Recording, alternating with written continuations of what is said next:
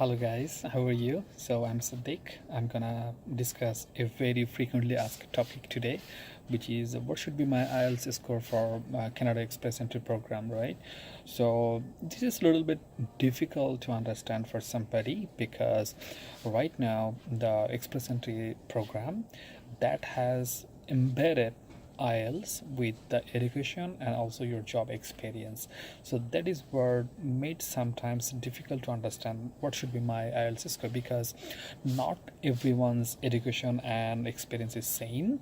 So that is why, for example, if Mr. A scores CLV level 9 and Mr. B scores CLV level 9, that doesn't help. So because Mr. A's education and job can be different from Mr. B's education and job, right? So that is how it is going to differ person to person. But anyway, I will try my best to make you understand how does it affect if the IELTS is more or less.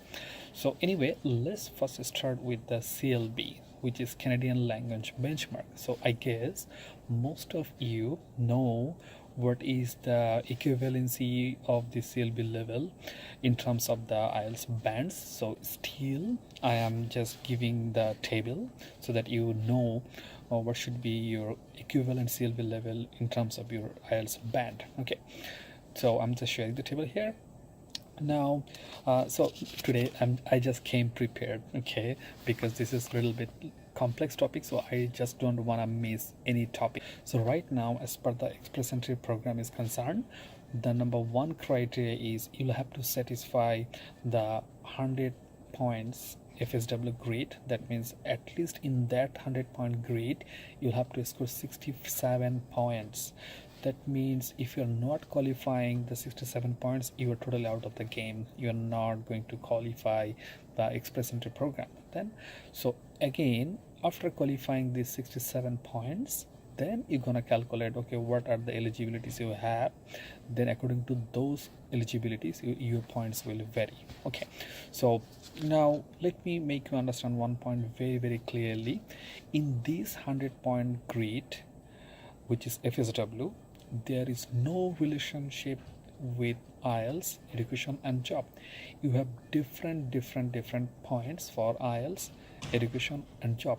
But the 1200 grade, which is CRS scale, there is a very good relationship between the IELTS, education and job. That means total point of the job will vary if your score is low or high, and also your educational point in 1200 grade will vary if your IELTS is low or high, right? So I will try to explain how that differs. So I'm sharing the table, like if you are getting CLV level 7 versus CLV level 9, how is that gonna cost you? Okay, as you can see in the 100-point grid, the official language carries maximum 24 points. So, and that requires minimum CLV level 7. So you are getting CLV level 7 and you are getting 4 for all the modules, and then you can see from the table, so you can see.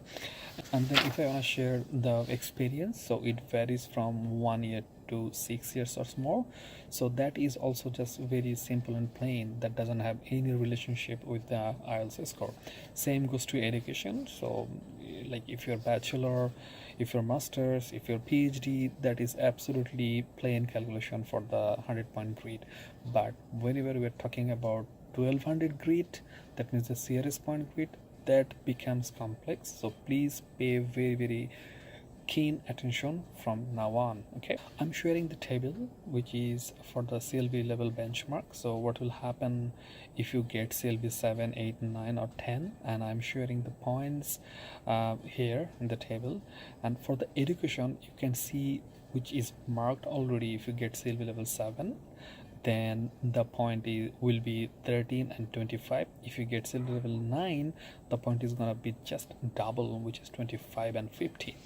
Again, if we come to foreign work experience, again you can see for the CLB level 7, the point is becoming 13 and 25, and for the CLB level 9 or more, the point is gonna be 25 and 50.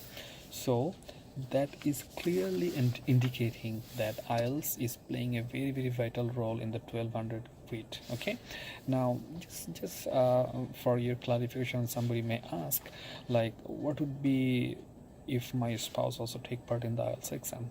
Yeah, just to let you know, out of the entire 1200 points, your spouse can contribute maximum 40, and out of this 40, for the IELTS exam, she or he can give you maximum 20 based on his or her language proficiency. Okay, now I am going to give you an example so that you can clearly understand what will be the difference between CLB level 9 and below, and you will find this is significantly impacting the overall profile. I'm considering a applicant's profile who is married, age is 32, education wise master's degree, IELTS score. Just in one case I'm showing CLB level 9, and in another case I'm just lowering down the listening score by 0.5, which made the CLB level as a CLB level 8.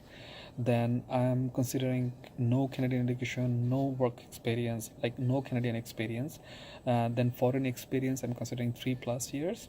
Relative, no job offer, no PNP nomination, no points from a spouse. Then you can see the magic, like only for the 0.5 score. For the first case, he or she is scoring 427, and for the second case, he or she is scoring 370. Just by that 0.5 points, he or she is losing 57 points. Isn't it too crazy? Yes, it is, I know, but again, this is how the Express Entry program is designed. This is how IRCC, they thought this could be the best rationale. So you have no other choice other than improving IELTS, right?